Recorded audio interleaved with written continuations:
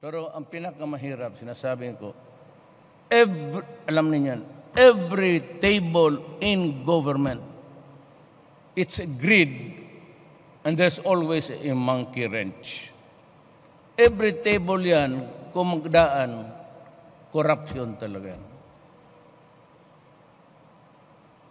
Kaya ako, pagbalik ko maybe tomorrow, I'll be firing a lot of people simply for corruption. Kaya yung authority to convert is given to a certain person, tapos pabalik-balikin mo yung tao for 2 years. To me, that is corruption. Nothing else. Ang meaning niyan is you want money, so he has to go back and forth. That's a warning, pati dito sa baba, kayong mga direktor, lahat, national agencies. You only have 15 days to process.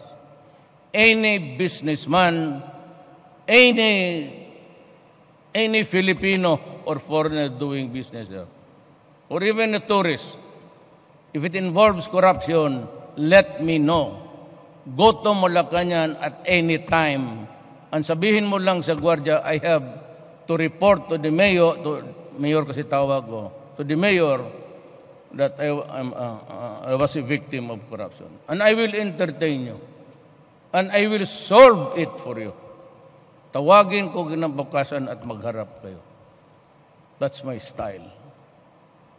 Marami ko ng beses ginawa lang. Hindi ko lang sinasabi kasi binugbog talaga. Ayan ang problema kasi...